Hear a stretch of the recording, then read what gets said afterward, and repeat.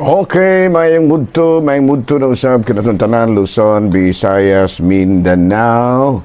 Mayong mudto Philippines, may mudto world, may mudto universe. Sana na punta mga higala, dini nga itong tulumanon sa kahanginan CONA, Catechesis on Air, ug ako lang gihapon kini yung ubos nga lagad, Reverendo Padre Edwin Academia Acab.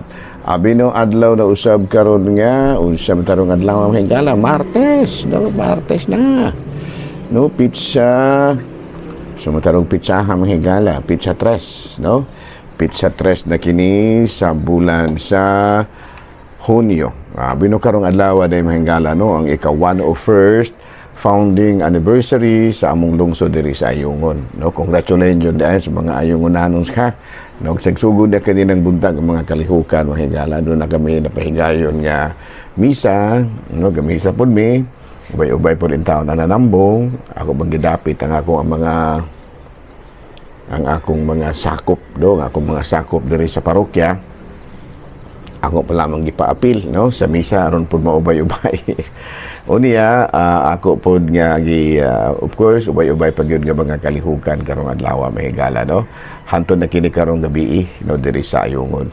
Abino ato usab gatibayaon day og may mudto nga atong talahorong obispo Bishop Polito B. Cortez ang atong station manager si Father Rama Ata nga ato apong mga igsuon nga mga kaparian Lukob Kabisayan ug Mindanao nga mabot sa atong pagsibi. Labing rin akong mga classmates do, si Father Obing Masyon, si Father kining Dami Hiramis, masab si Father Tonton Arnaiz. No, ako mga classmates sa Cebu, kumusta na no?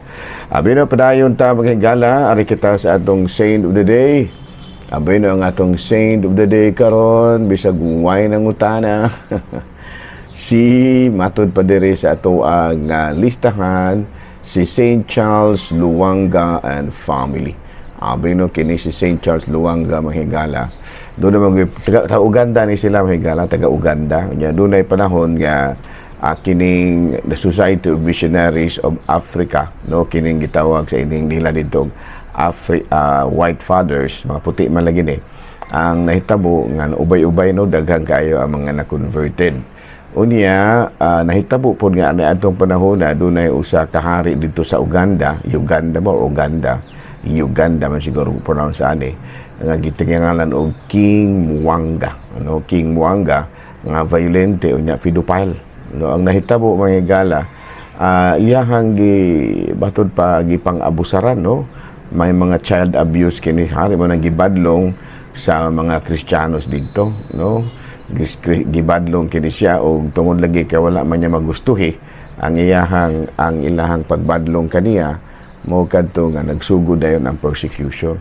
Apil na ni ana in town na mga converts sila si Father Charles Luanga ug mga kauban, no. Muna nga ilang giula gyud na St. Charles Luanga ug ang mga kauban ilang yung giula ang ilang dugo kay ila man lagi unta nga kuan kana bang gipanalipdan ang mga batanon nga dili in town pud maabusaran na ining maong hari, pero tungod lagi kay mas gamhanan magyud lagi ang maong hari mo kadto nga ubay-ubay gyud in town sa mga misyonero ang nangamatay apil na niini kini sila si kining St. Charles Luanga and family, no. Ubay gyud ni sila daghang kay ni sila manghigala niya. Ang nahitabo gitawag sila og mga martyrs of Uganda. So ang mga og nahitabo pod nga ang mga White Fathers gi-expelled gikan sa nasod. Unya the new Christians carried out the work translating and printing the catechism into their native language and giving secret instructions to the faith. Without priests, wala na mga pari, liturgy and sacramentals, liturgy and sacraments, their faith, intelligence, courage, and wisdom kept the Catholic Church alive and growing in Uganda. When the White Fathers returned after King Mwanga's death, they found 500 Christians and 1,000 catechumens waiting for them. The 22 Catholic martyrs of the Uganda persecutors were canonized. Pero pag-abot gyud ay pud manghigala nga namatay na kato si King Mwanga na imperno Ginoong to Maria, namalik ang mga White Fathers o dito na pagbalik nila nakita nila nga naa pagigihapon ng mga kuan ang mga katikista dito ug daghang kay mga Kristiyanos nga naghulat kanila. No, so karong adlaw mga higala gihinumduman nato ang lain na pong patron sa Katolikong simbahan nga mao si Saint Charles Luanga and companions. 22 ni sila kabuok. 22 ni sila mga higala, no? 22 kini sila kabuok nga nangahimong mga santos. Okay, padayon ta mga higala, are kita sa atong catechism. Doon ay mga catechism. Padre, sa may na naman po. Kanus aman nga nausob, no? Kay sa Biblia gid lagi, no, Sabado magilig atong basahon sa kining Biblia ang Sabbath day matud pa ang ikaunom nga adlaw. Pero sa mga hitabua nga giusob man gikan from Saturday to Sunday. Actually, ang adlaw, ang Sabbath day, ang adlaw ipapahulay, wala gyud usba. Ang pizza ra mo gi ang pizza ra, no? There is a common misunderstanding. Catholics do not worship on the Sabbath, which according to Jewish law is the last day of the week, when God restored from all the work He had done in creation. Ito ka na mabasa sa Genesis chapter 2 verse 2 to 3. Catholics worship on the Lord's Day, the first day of the week. No, ingon ana, no? So daghang kayong mga pangutana giusob bagyod, no, kanang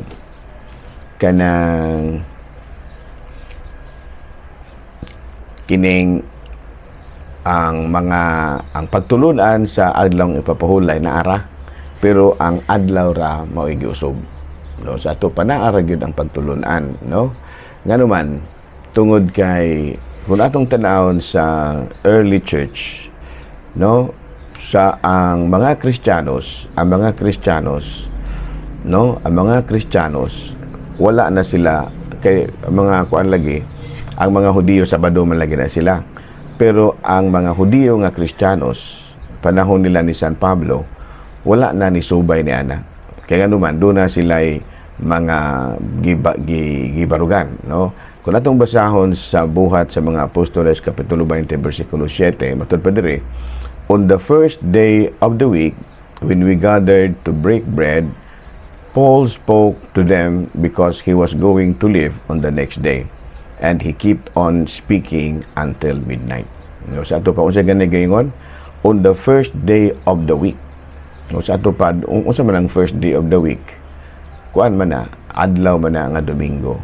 Unya kun ato pong basahon sa unang sulat ni San Pablo ngadto sa taga-Korinto kapitulo 16 bersikulo 2, on the first day of the week each of you should set aside and save whatever you can afford, so that collections will not be going on when I come.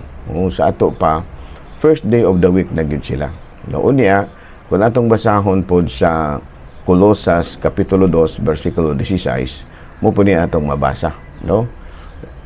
Let no one pass judgment on you in matters of food and drink, or with regards to a festival or new moon or Sabbath. Sa kanang ginaingon mo higala, ang Sabbath, ang adlaw nga ipapahulay, padayon ra gi-observe, ang adlaw ra mao giusog. Klaro, ang adlaw ra, no?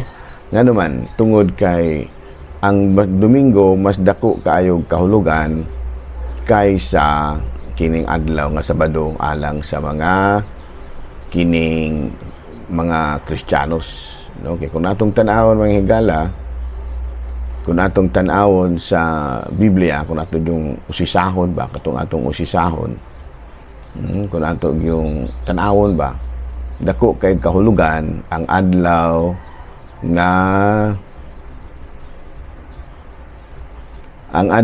Domingo alang sa mga Hudiyo. Kung atong tan-awon ha, Nga naman, tungod kay ang adlaw nga Domingo, mo man ka ng adlaw nga nabanhaw si Kristo. No? Unya, mo po ng adlaw nga nikunsad ang Espiritu Santo. Alam, mo na sa mga adlaw mahigala nga importante kay na siya. No?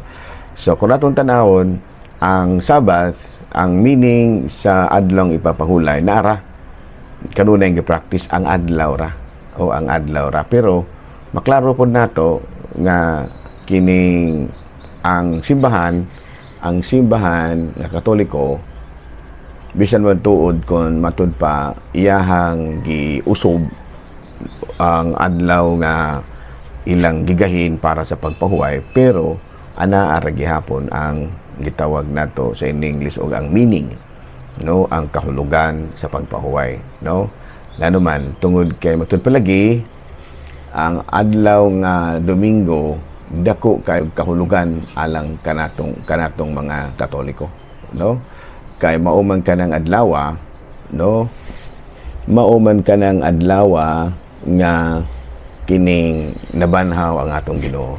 Kaya ang adlaw Sabado wala pa nabanhaw ang Ginoo. Muna nga instead nga tawgon nato og Sabbath day, gitawag nato og adlaw nga Domingo og Lord's Day nga maunay atong gitagaan og bili mga Kristiyanos. Kaya kita nagsunod man lang kita og kanang Judeo-Christian tradition. Naa gihapon ang paggahin og adlaw alang sa Ginoo, pero dili na Sabado.